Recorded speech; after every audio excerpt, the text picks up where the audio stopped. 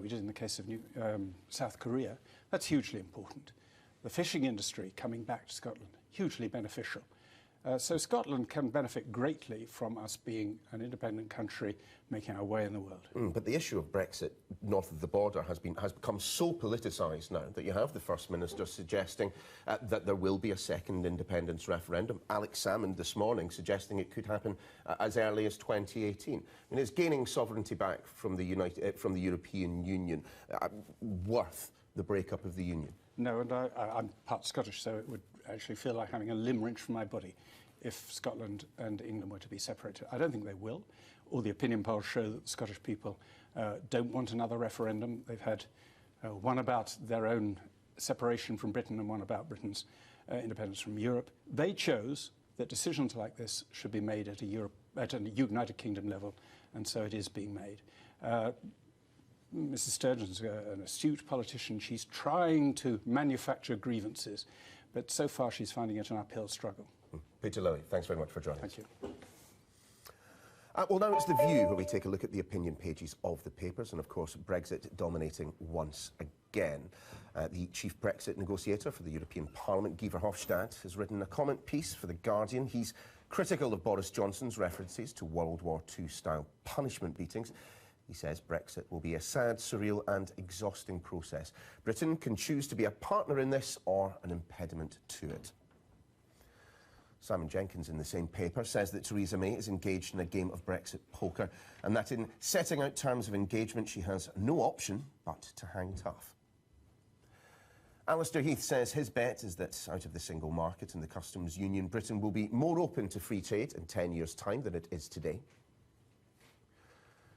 Still, the Mail remains in triumphant mood. It says that nobody pretends the coming talks will be easy, but with her fine speech on Tuesday, Mrs May could not have fired a more effective opening shot.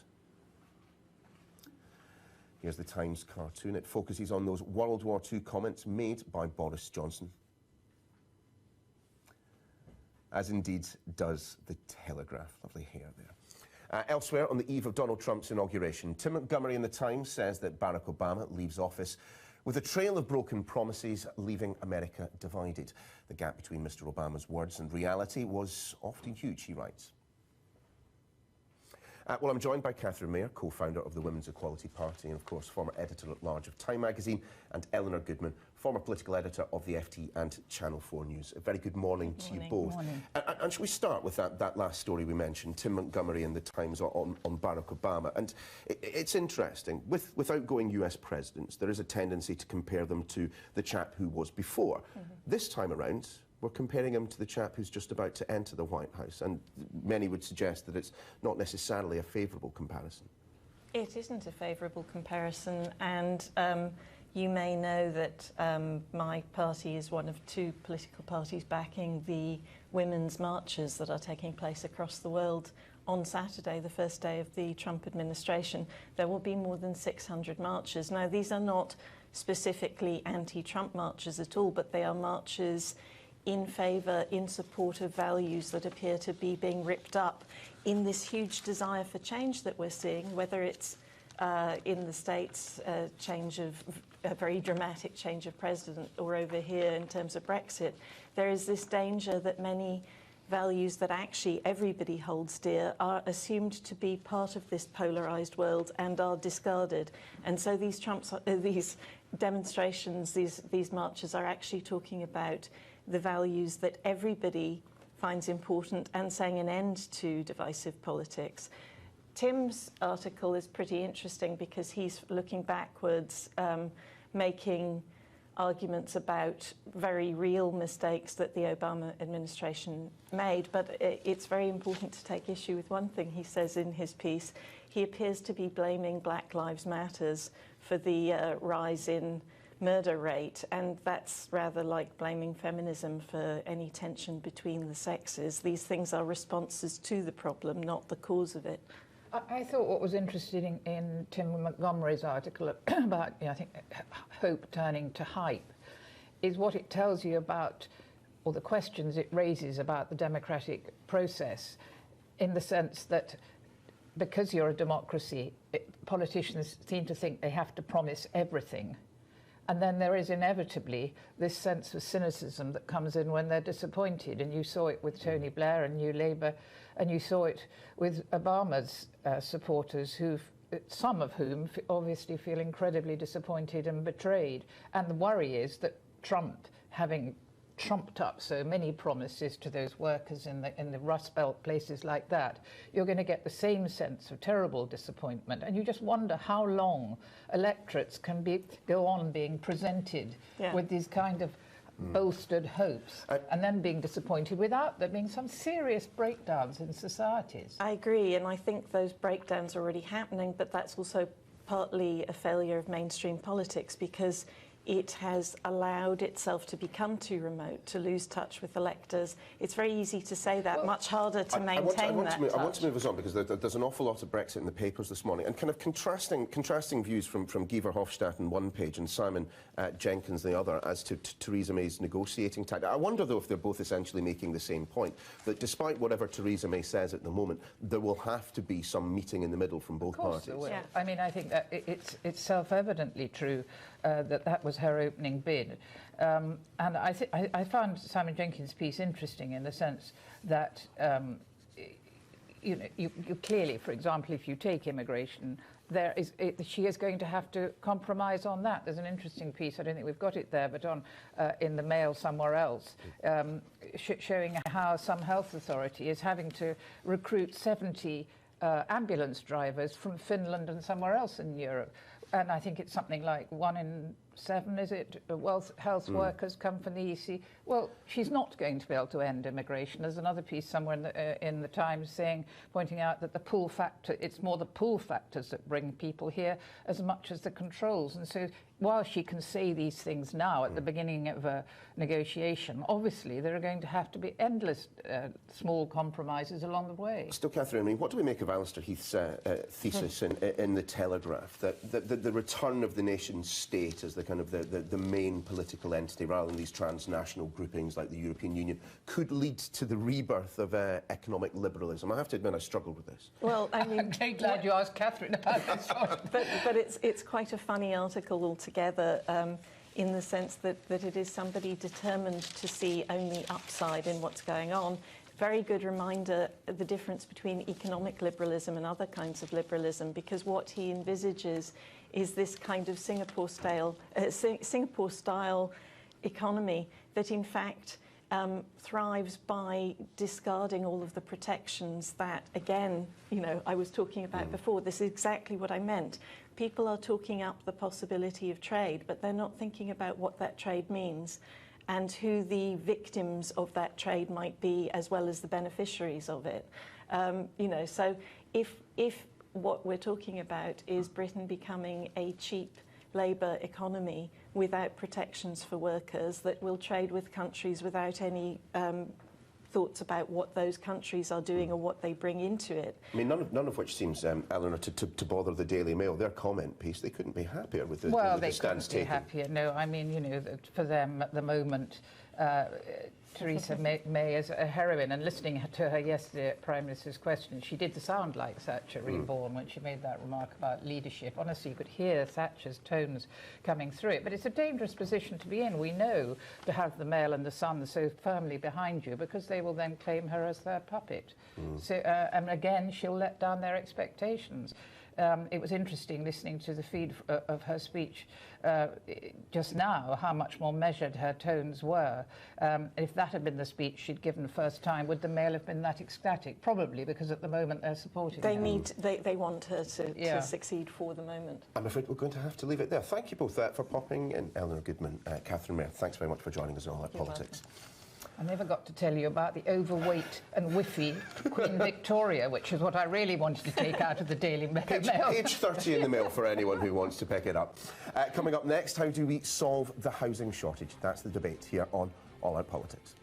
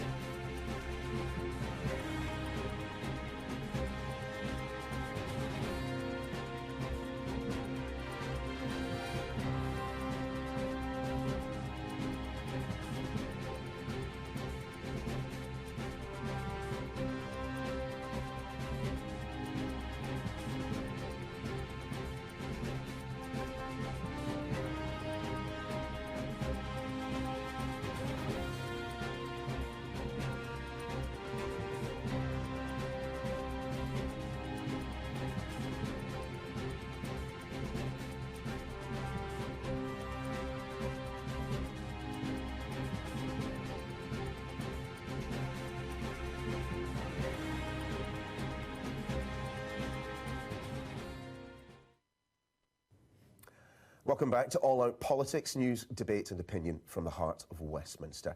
And time now for our daily debate. The demand for housing is continuing to outstrip supply, and there are familiar calls for house building to increase across England. A report from the National Audit Office says the government's target of increasing the supply of homes by 1 million by 2020 would not require a substantial increase in current levels of house building. But will it happen? And is it enough to fix the housing crisis? Well, I'm joined by the Executive Chairman of Home Builders Federation, Stuart Baisley, and the Liberal Democrat peer, Baroness Bakewell, Cathy Bakewell. She used to be the party's housing spokesperson. Thanks very much, both of you, for joining us. Cathy, just how bad is it in terms of the housing and the availability of housing at the moment? It really is very bad, especially for those people trying to get on the housing ladder. The amount of deposit that they need is enormous, and they haven't got the incomes to support the mortgage, even if they manage to get one. And it's very, very difficult for those people who are also trying to rent, with social housing on the decrease and private rented accommodation available, but very expensive for some people. But is the answer simply more homes, more homes, more homes? I certainly think it is more homes, but it is a range of options. It's about making sure that we build the homes that people want where they want, and that they are affordable, that we do something about encouraging local authorities to take more ownership of house building, and that we do something about planning fees and the release of land as well. Stuart, I mean, do the members of the Home Builders Federation, do they shoulder some of the responsibility for the mess that there is within the availability of housing in England? No, I don't think we do. I mean, and I think we should just reflect for a minute, and if you look at the National Audit Office report, it's quite interesting because it's making the point that actually to achieve the government's target is not now a huge step. And that's primarily because of the dramatic increases in output of housing that have taken place over the last 3 to 4 years. We're something like 50% up over the last 3 years. And that's fundamentally because of policy levers that the coalition government pulled in the main. In the early years of the coalition government, they fundamentally reformed the planning system, which is leading to a significant increase. Explain a little bit about that. I mean, clearly there has been a complaint coming from the building industry for quite some time that they had been hamstrung by regulation. What have the changes what actually have the changes done to free up the process? Well, at its most simple level, they've put the onus on local authorities to actually put in place 5-year plans that are robustly tested and evaluated, to identify where housing land is going to come from across the next 5 years. And as I say, that land has to be checked to make sure that it's real land as opposed to a pipe dream, if you will. And as a consequence of that, the number of planning permissions granted in England last year is now running at about just under 300,000 a year, which is significantly up on where we were. Now, it still takes far too long, and this, of course, is a complaint from the housing industry that you'll hear often. And I think not just from house builders, but from pretty much everybody associated with it, that processing that land through the planning system, actually taking it from the point where local authorities or councillors grant outlying planning permission to the point where we can start on site, is often taking 2, 3,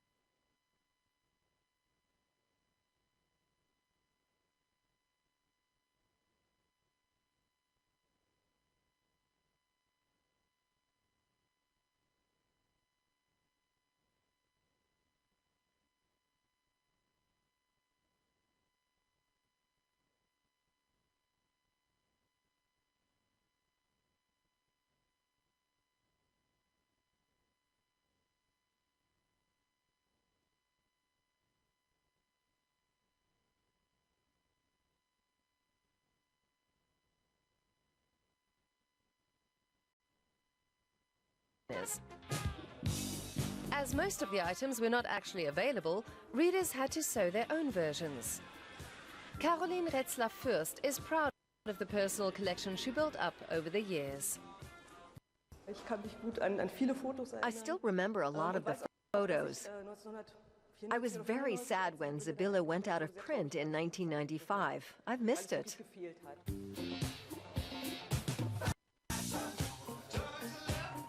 The exhibition at the Kunsthalle Rostock celebrates the magazine's 40-year history, focusing in particular on photos featured in the publication by the likes of Arno Fischer, Günter Rüssler, Ute Mahler and Sven Markart. There weren't many media outlets for photographers in East Germany to publish, but Sibylle did allow them a degree of freedom, while at the same time being a fashion magazine. For many of its readers, as a window to the world, Sibylle was more than just a magazine. Time now for something to eat, and for that we are headed to Edinburgh in Scotland, where quite often hearty meat dishes are on the menu. But this time we're going to try something vegetarian. Cauliflower in curry paste. Bon appetit.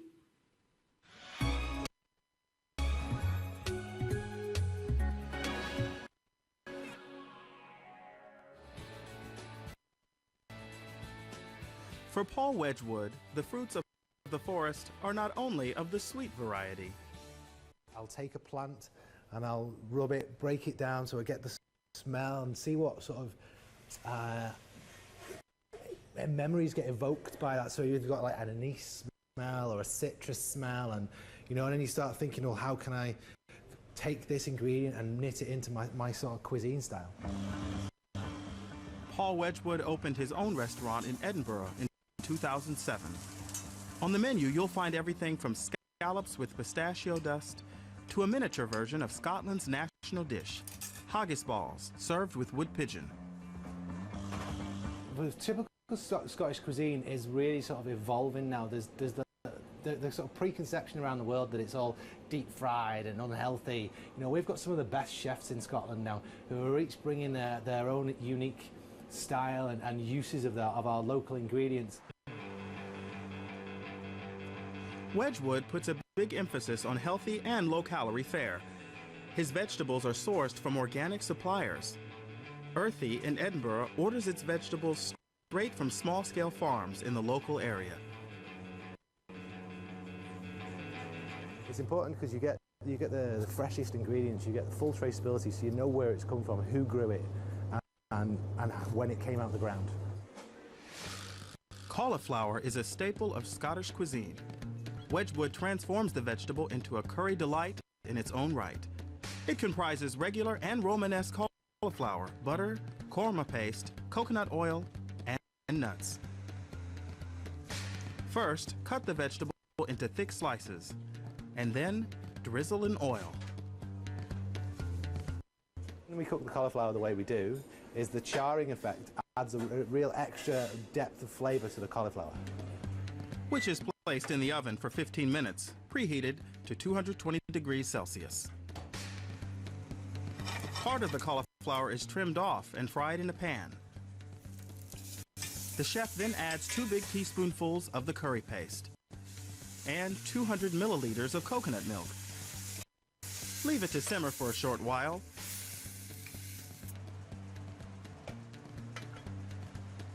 And then blend in the mixer.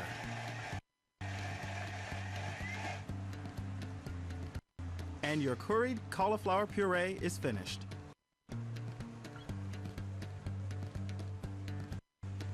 The florets from the Romanesque cauliflower are boiled for 3 minutes.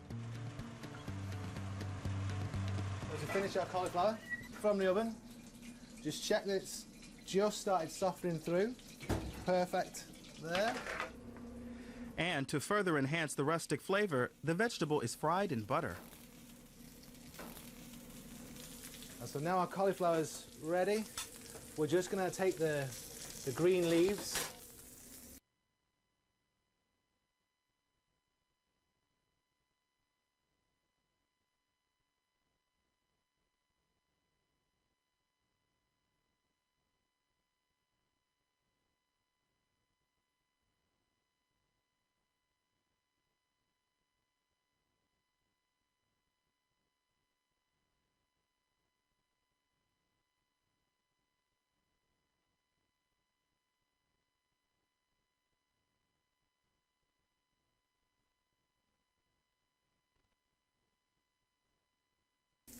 We're just going to add these to the hot pan. This is just going to start wilting them down.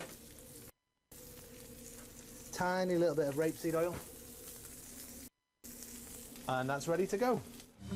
Wedgwood is keen to use every single part of the vegetable, and in the case of cauliflower, that includes the leaves, which serve to lend the dish a nutty flavor. The wilted green leaves. Finally, sprinkle with crushed cashew nuts, and your charred cauliflower is ready to serve. Vegetarian cuisine in mainstream restaurants, it was an overlooked thing for so many years, but now in Scotland, where we've got such great farmers producing such wonderful vegetables that you know, we can actually create dishes out of these using our skills and expertise to really sort of make these vegetables sing on the plate. A musical compilation that will make you long for more. Anything fried in butter makes anyone long for more. All right, you can find that recipe on our website if you'd like to give it a go yourself. Well, lately we have been covering lots of winter sports destinations that are ideal for skiers or snowboarders, but today we have something for those who like to take it a little bit slower in the snow. So we're heading into the Austrian Alps to go snowshoeing on a path that runs between two peaks. Now, this ancient sport has been popular with hikers all over the world for centuries. Now, trekking through the snow also gives hikers a chance to reach places skiers or snowboarders can't really get to. So we're off now to Tyrol.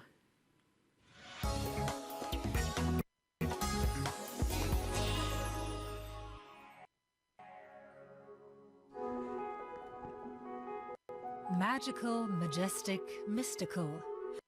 An icy winter's day in Tyrol, ideal for a tour of the mountains on snowshoes.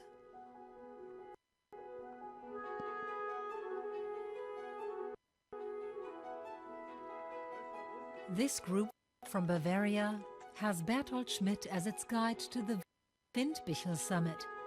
These novices are still struggling with their equipment. Putting them on is a real science, right? You've just never done it before. It's a little new for you. When you've done it 2 or 3 times, you won't have any problems. After a little stroll to make sure everything fits properly, the group gets some tips from the pro. Just don't put one snowshoe on top of the other, otherwise you'll fall flat on your face when you try to take a step. So you walk with your feet a little further apart. Now, what's next? You remember? Not going backwards, that's right. If I try to go backwards, I'll get stuck like this and fall down. So it's off for a 3-hour tour through Tyrol's Steinplatte ski area. Beginners shouldn't attempt such a tour without an experienced guide. You need to get used to the terrain, and that with footwear that requires some getting used to.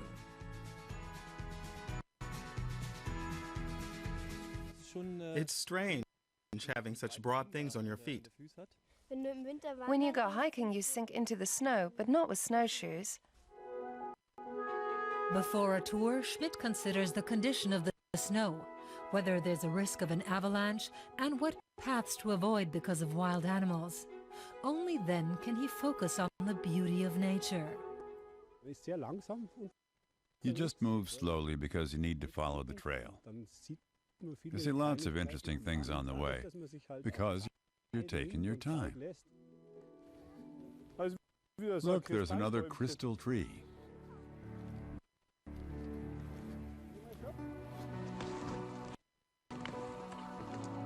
Snowshoeing makes you slow down your pace, and that's why it's increasingly popular.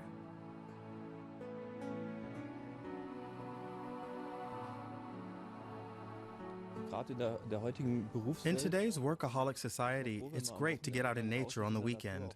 You think, must I get up so early? But when you're outside, you're glad. You just enjoy finding some peace and taking a breather.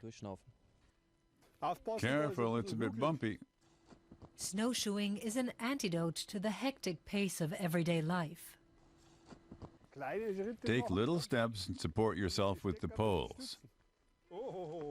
Watch out, there's quite a hole over here. Snowshoeing is nature-friendly. The equipment is affordable, and best of all, it gives you a feeling of freedom. I can decide for myself which way to go. In summer, there could be fields or fences or something, but not in winter. I can take routes I otherwise wouldn't, and that's really great. Lift your feet up so your snowshoes don't get stuck.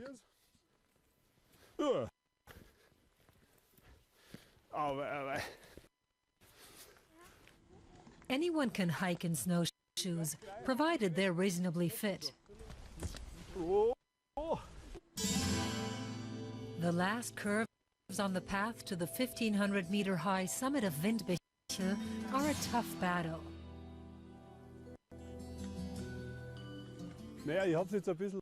I underestimated the conditions. The blanket of snow is still quite thin and doesn't support you. We keep breaking through the crust and catching our snowshoes on things. That's not ideal. I've done this tour many times, and later in the year you can just glide over the snow. It's a little early now. They finally reached the summit.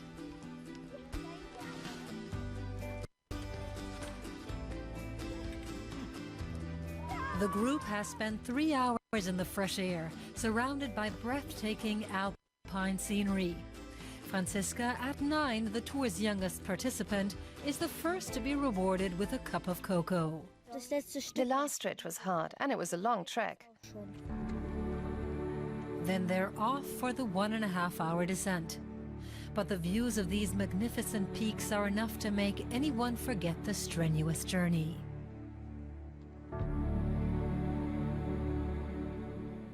And with that, it's time to say goodbye. But just a reminder before we go, don't forget to check out our website and how you can win this book, or like us on Facebook. Well, for me and the rest of the crew here at Euromax, as always, thanks for watching, and we'll see you again soon.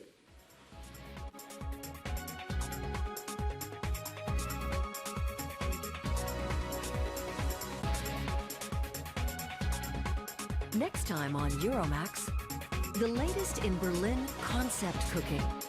At 1:0, the chefs serve up what's billed as the full taste of real life with strictly regional ingredients. Experimental adventures of a culinary kind. Next time on Euromax.